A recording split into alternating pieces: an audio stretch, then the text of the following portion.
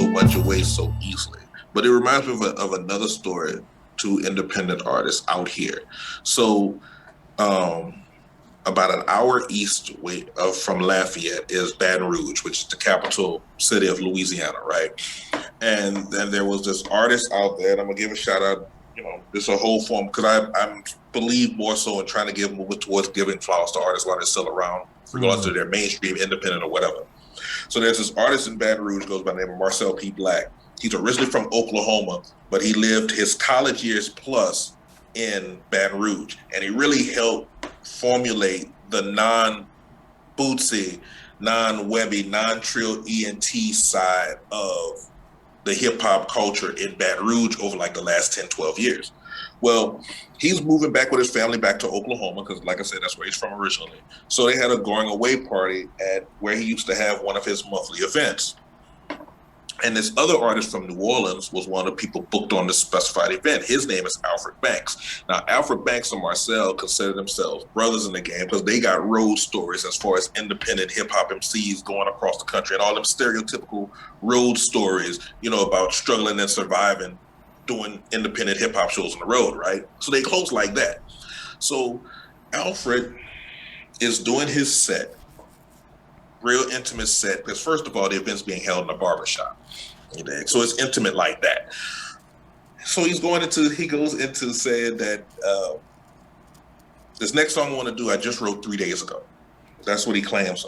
And the music starts, and it happens to be the beginning of one of Marcel's songs, the sampled intro, what may have you. Long story short, Alfred Banks stood there in front of this group of like 50 people in this intimate setting, rapped word for word, bar for bar, his brother's song right there, and surprised him. Birthday party surprise style, rapped the song word for word directly in front of him. Now, should he get chastised for the combination of using that cover and throwing flowers at his going away party for that? That's the illest shit ever. But how many people do we know that wouldn't have had the context of the understanding and the love that these two MCs happen to have for each other as far as, black men and brotherhood and the hip hop culture, what may have you?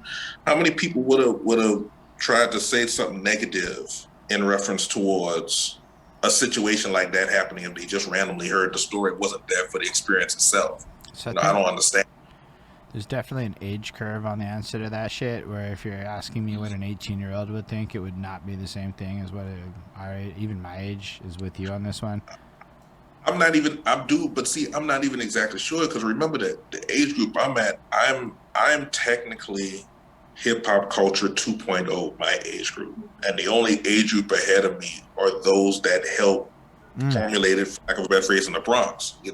So I know for a fact that there are several people in my age group who grew up in the 80s like I did, who for some strange reason have an adherence to ghostwriting. I'm just not one of them. I don't know how the 18-year-olds would react to the concept now. They technically like hip hop culture like 4.0 or something. So for them, I have some ideas because I've talked to a couple of them, right? Same kind of way. Mm-hmm. So imagine you're 8 years old on your first mobile device with this which is a fucking smartphone. So yeah, I'm with you. The whole part of this conversation, I'm with you. Okay?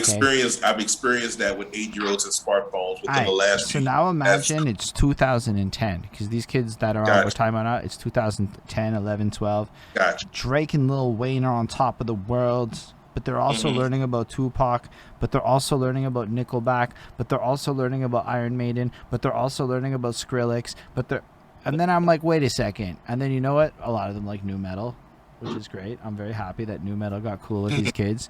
And what I realized is that half these kids that I talk to that are artists don't even want to be labeled into any one like genre, because they just want to have the liberty to jump around and do what they want. And fundamentally, everything about what we understood about making music in boxes is just like dying. So and that's the beautiful thing about what kids have today. Once again, talking about one of those foundational pillars, that's a technology thing over to me, because the way you just described, in a sense, could be comparable to me in reference towards the MTV references back in the day, but it's so much Like the scale. easier. No, but the They have multiple scale of it. MTVs to go through proverbially. You know what I'm saying? And Multiple all history at once. It wasn't just current. right, It's like, right, what the fuck? It's like an MTV of all time at your disposal on demand. right. And they all had And YouTube we stealing struggled. devices. We struggled as kids to even have that connective balance between the stuff that was coming out now and the stuff that was before. You know what I'm saying? Today you have access to stuff that's coming out now mainstream, the stuff that was all out before, going back almost 100 years now in reference towards that. Plus you have the biggest independent scene of music that the world has ever seen. You know what I'm Right. saying? So it's like you're getting it in 3-4 different ways where in Plus, comparison might have been every two. honestly, every golden era rapper that you can think of has probably dropped an album within the last 4 years. Honestly. So not only Yeah. is it like all the young people, it's like pretty much most of the history of the genre is still alive. Like fucking Slick Rick put out a couple of tunes a couple of years back and shit. Another Moosism that I think about. It's not even necessarily a phrase per se, but well, actually, is a phrase. Hip hop right now is going through the equivalency, and it's been a few years since I first said this, but so I got to adjust. Hip hop now is going through the same equivalency that rock and roll did into the late 80s, early 90s. Like all this mumble rap is basically hip hop alternative music. Like all this mumble rap is basically Nirvana and everybody down from like 1990 versus the big haired stadium rock of the 80s and what may have you. You know, for a long time I Yeah. said that hip hop music was going through its 80s phase where you have 40 something year old rappers that are doing the same thing that the Rolling Stones and Tina Turner and Paul McCartney with Wings were doing in the 80s. Now that they were in their 40s, but now we moved up even more so than that because our motherfuckers are in the 50s. So now we're closer to Grateful Dead tour level in hip hop. You know what I'm saying? So that's just where he is because that's the way stuff goes on. And if more people thought about it from that perspective, then maybe more motherfuckers would be appreciative of the balance of OGs still releasing records and all these people mumble rapping on triplets. Yeah, I don't know. I like the mumble rapping a lot more than I thought I would. I ain't got no problem. I ain't got no problem with it because it's all about. I'm a musician. I love triplets. No, but a lot of these. Okay, so like, yeah, there's a lot of garbage, but that goes back to accessibility. But when you really look at the top tier guys in that genre, man, every syllable is fucking clear. The triplets are fire. It's the pocket. These guys understand the pocket in a way where not 2/3 of the independent rappers I know personally do not understand the pocket the way half these mumble rappers they diss do. That's just the facts of the situation. They're really technical, but they write it in a way that's almost like a science equation. You feel the composition in it. Whereas a lot of these dudes know how to flow in a way where, yeah, their bars are in it, but you feel some shit. Lack of a team effort. That's the lack of a team effort because, okay, I would love to hear a clarification on that. Take a mainstream rapper from today. Just take whoever. And I can't say I'm necessarily expert on all of them. Call it generational gap or whatever. But let's say a 21 Savage, right? All right. We know for the fact that in the process for 21 Savage to creating any music, whether he's featured or something on his own album, what may have, we know he ain't doing the shit by himself. We also know that some of the people, not all of them, but at least some of the people involved in the process with him aren't rappers themselves. Now, there may be some people on his team who are also rappers trying to establish their own career and things of that nature, what may have you. But we also know that there's a nice percentage of people who are behind the scenes helping develop these songs and products with 21 Savage, regardless of how much you write, that aren't rappers. And that's what most independent rappers, in my opinion, are actually missing. Facts. I'm glad you went there. If you have a room with 12 different people in reference towards working to a song, and 11 of them are rappers, thinking in the mindset of like what we talking about in reference towards competition is either mine or not at all, then where is the extra collaborative and idea and brainstorming experience that comes out towards, basically putting out good music, which is supposed to be the original objective, because that's where the money comes from, making good music. So check it. And if you really want to go somewhere in a different direction on the exact same theme, Eminem and Rick Rubin. What do you think Rick Rubin does when he works with Eminem? That's what Rick Rubin does. He tells Eminem.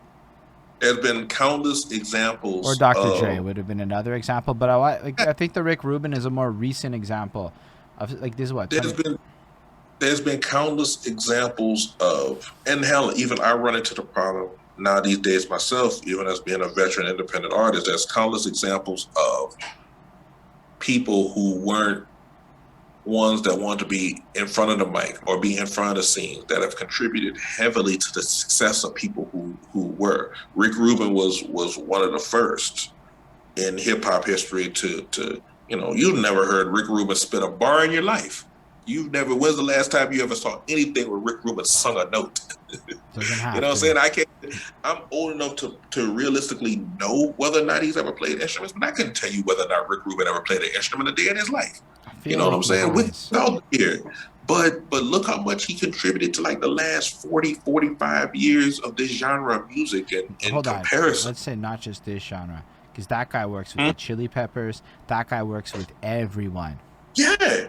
That's the whole gist about it. You know what I'm saying? It's No, but I'm with you actually, because here's the thing. I used to be like that rapper that wanted to do all the rapper things. And I say it like that because if you talk to rappers about certain perspectives, like, you go down certain walls. And I guess a lot of us don't fully understand the value of a producer. So the way it was best put to me, because I've talked to producers, and I started realizing that all the producers were saying the same shit, and all the rappers were saying different shit. And then I said to myself, maybe I'm going to try to take the producer's advice. Like, punch in if you fuck up. Everything about my art is better because I listen to producers. They're not necessarily coaching me in the sessions, but like when people give me production advice now, like somebody heard a take and he said, you sound high, tired, and your mouth is dry.